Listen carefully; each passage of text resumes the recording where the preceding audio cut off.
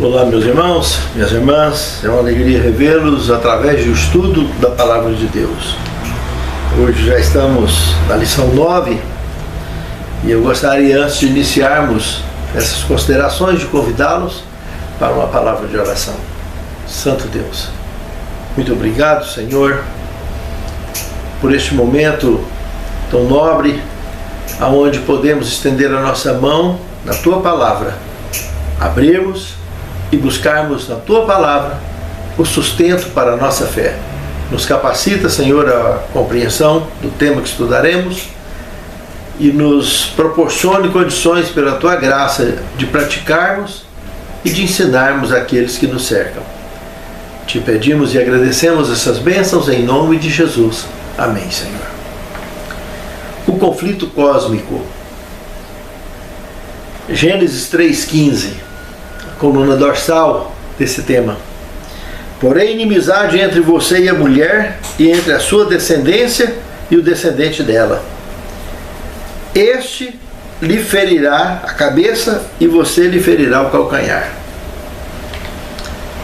Veja que coisa interessante. Esse trecho aqui de Gênesis 3,15 é a segunda parte da maldição empreendida contra a serpente. Porque ali houve uma sequência, né? Quando houve a queda dos nossos primeiros pais,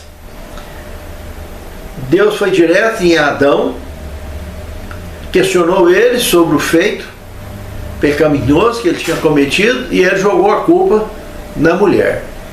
Ele foi na mulher, dando sequência a maneira com que os nossos primeiros pais foram insinuando os fatos, ou tentando justificar os fatos. Veja que como que Deus é amor e a misericórdia, né?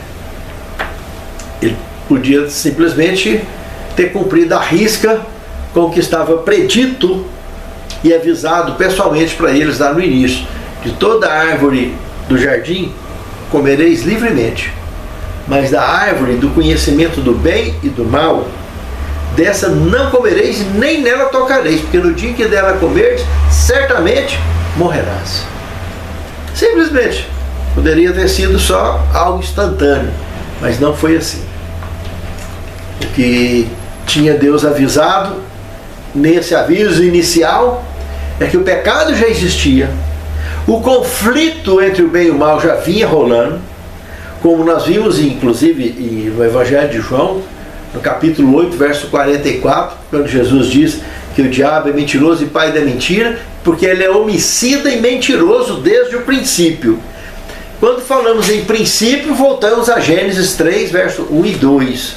Esse princípio, esse planeta não tinha sido formado ainda. Estava sem forma e vazia. A semana da criação que daria forma a esse planeta viria anos e anos à frente.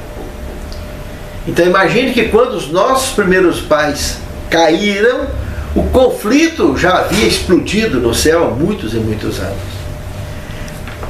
O que eu acho bastante interessante é que algo muito especial aconteceu com relação ao nosso planeta. Porque mesmo estando o universo vivendo o clímax do grande conflito, Deus não parou as suas obras, Ele continuou sendo o Criador, continuou criando a mesma coisa.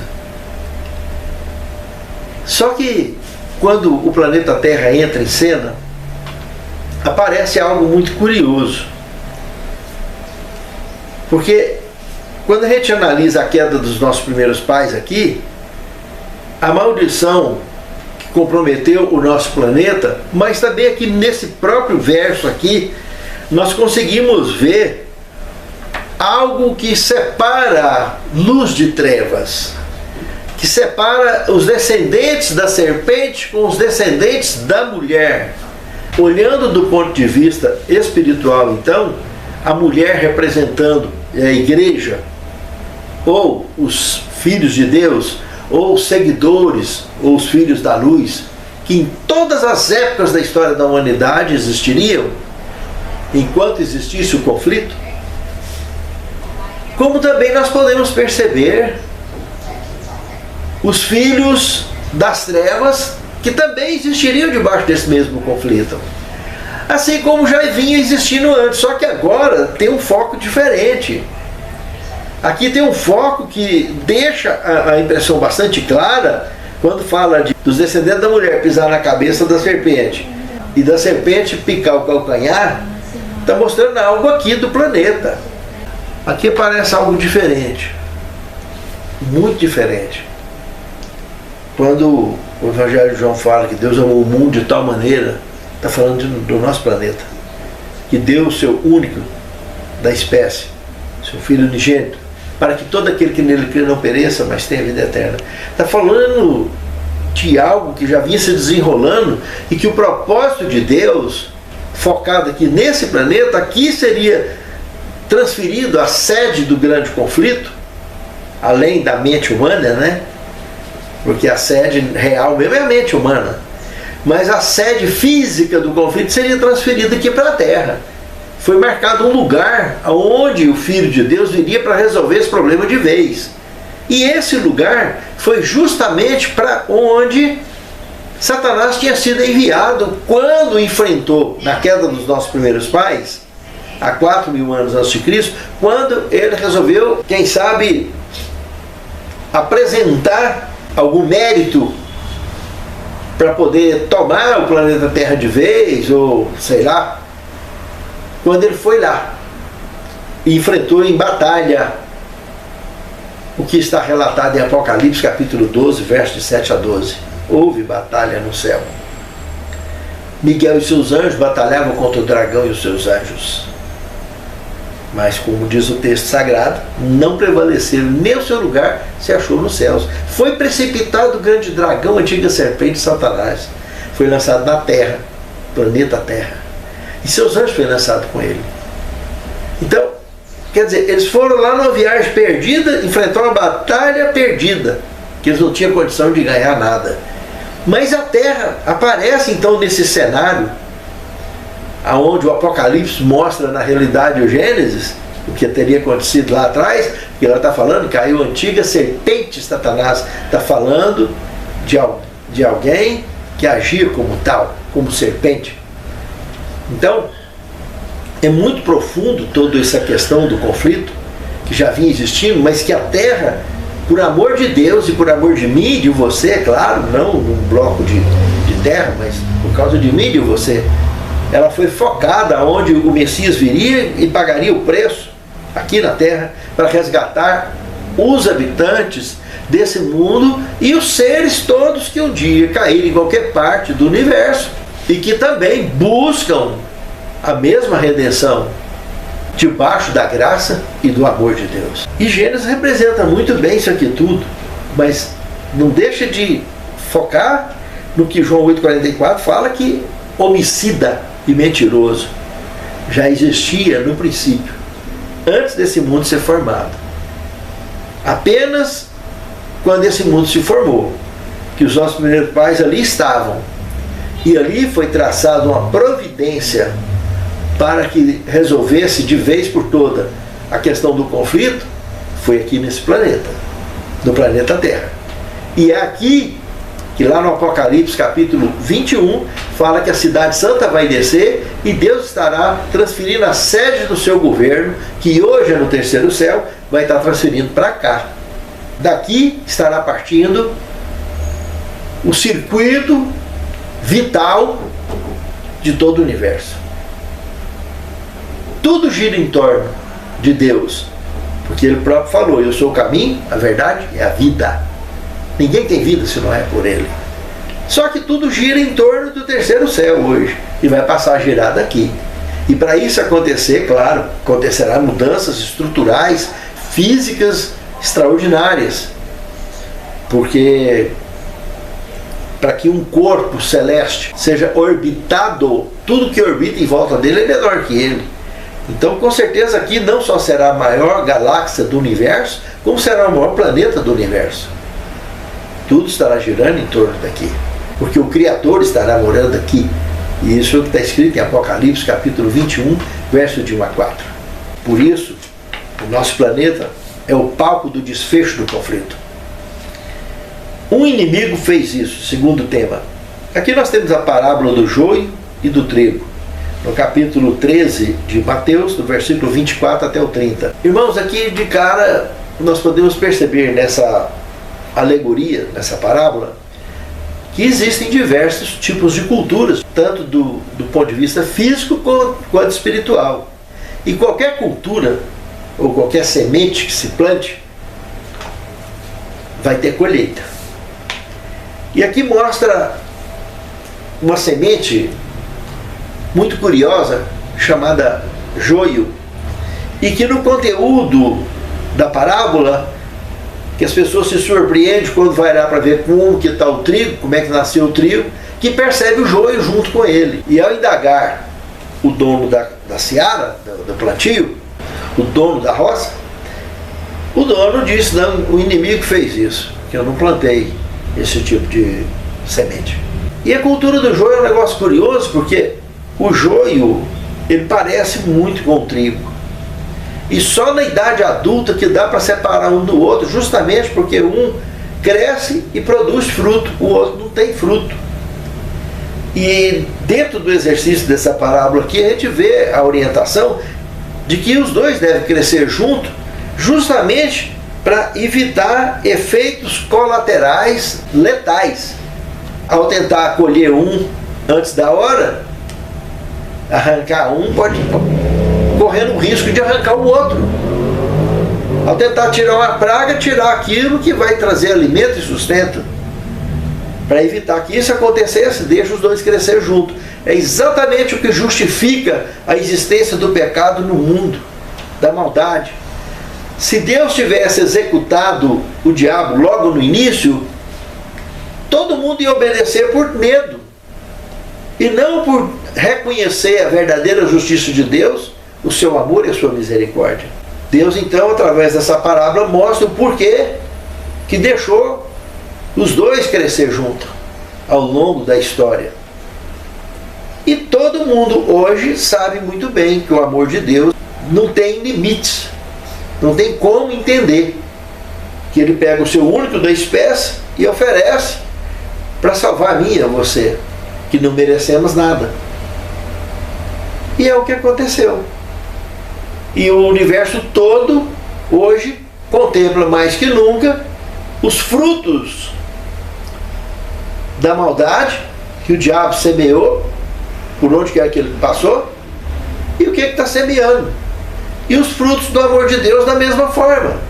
No meio de tudo isso, nós aqui estamos sobrevivendo neste velho mundo, usufruindo da graça de Deus, da orientação de Deus, para viver a nossa vida e orientar outros também a olhar para a mesma luz que nós olhamos, para que tenhamos de fato a verdadeira liberdade.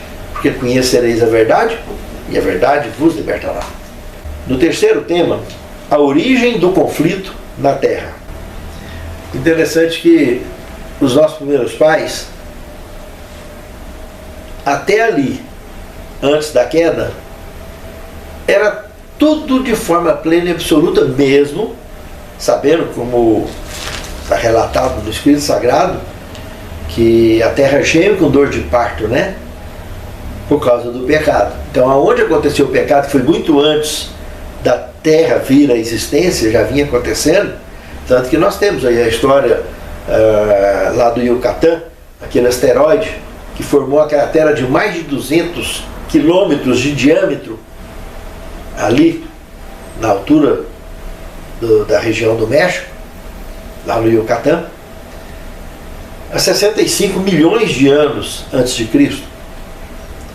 Então veja que está aí a prova bíblica de que aonde acontece o pecado, a natureza toda geme, está toda transtornada. Mas é curioso que ali está no sentido oposto aonde estava estabelecido o jardim do Éden, onde moravam os nossos primeiros pais. Onde eles estavam, não foi atingido. Com tudo que aconteceu, das consequências que o pecado vinha ocasionando já no universo, o Éden ficou preservado. E ali é um jardim, vamos respeitar o tamanho, né? A região do Oriente Médio todinho, o jardim era ali naquele lugar. 2.000 quilômetros cada lado que tinha. E tem até hoje a mesma distância, só que o jardim, assim que os nossos primeiros pais caíram, eles foram expulsos, querubins foram colocados na porta para que ninguém mais entrasse e comesse da árvore da vida e vivesse em pecado eternamente, porque os frutos da árvore da vida protelam a vida. E aí então, antes do dilúvio, esse jardim foi recolhido e levado para o céu. E quando ali no Apocalipse, no capítulo 22, a gente observa o conteúdo, nós percebemos duas árvores do jardim, duas árvores da vida. Uma de lá do rio, outra de cá do rio, que vem do trono de Deus. É muito interessante tudo isso, né, meus irmãos?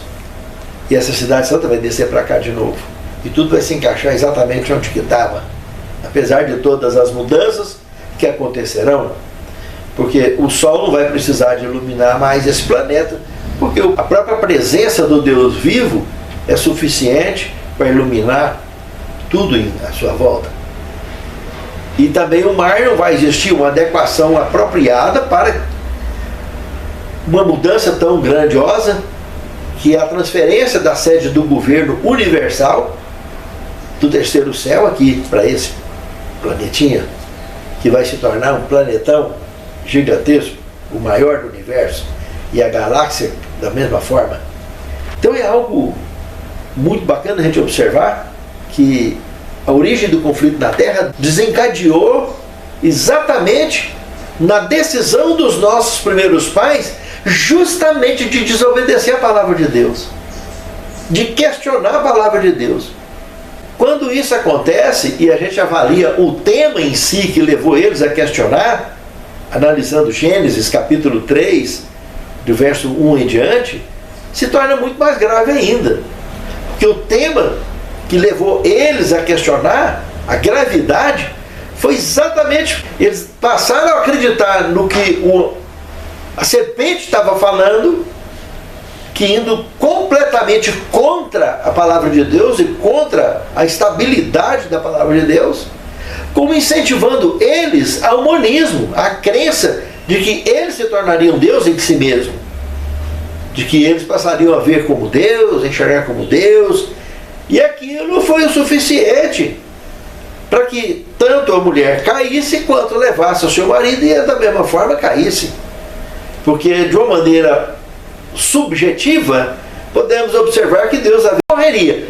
A serpente estava ali tocando e comendo e estava viva. A mulher da mesma forma. Por que o homem questionaria então?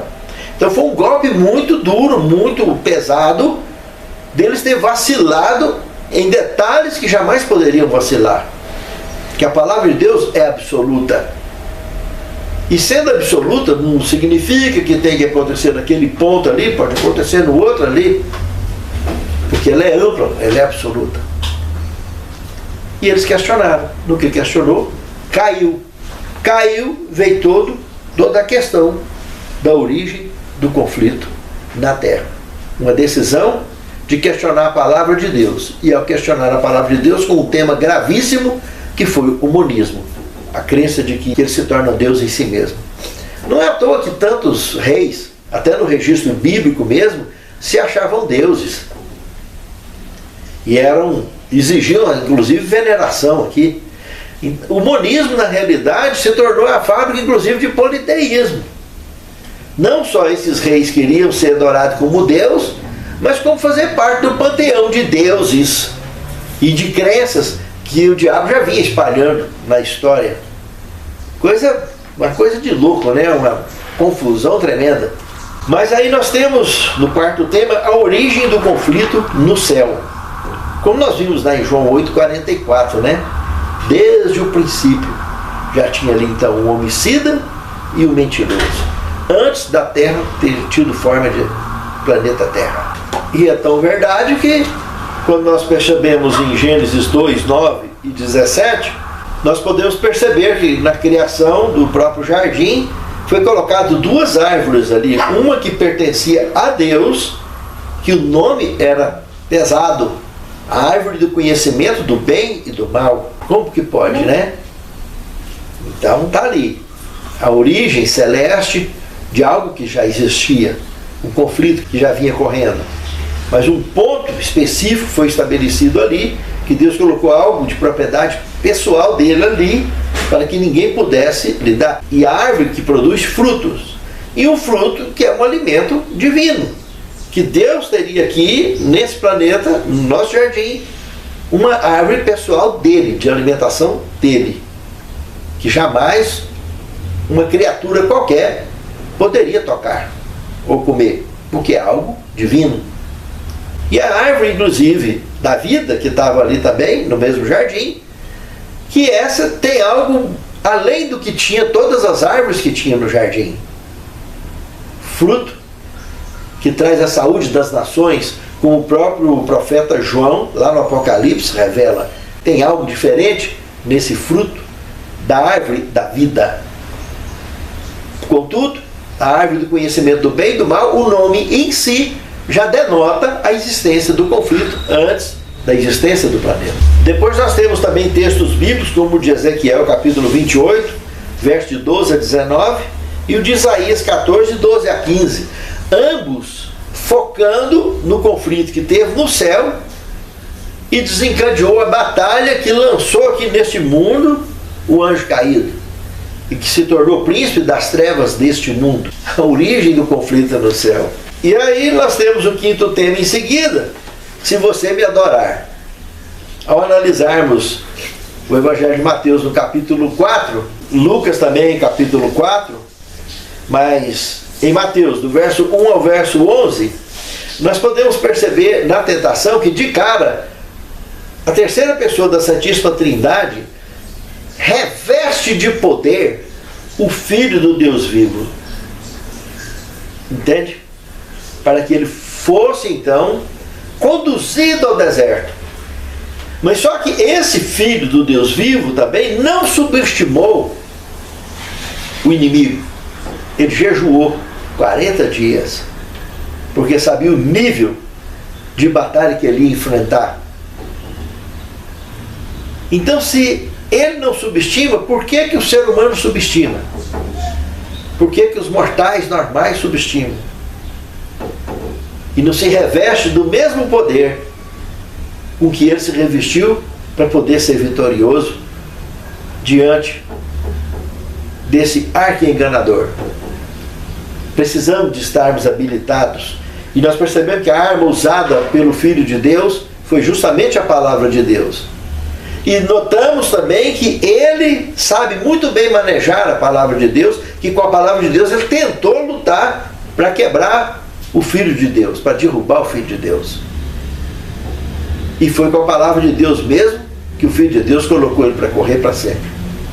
A plenitude do Espírito Santo estava com ele durante essa batalha e ele venceu.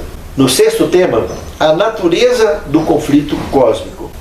Aquele texto que nós citamos no início, João 8, 44, 45, Apocalipse 12, de 7 a 9. Nesse texto de Apocalipse, que nós vemos a batalha em exercício do céu, a queda aqui para esse planeta, nós podemos perceber claramente luz e trevas.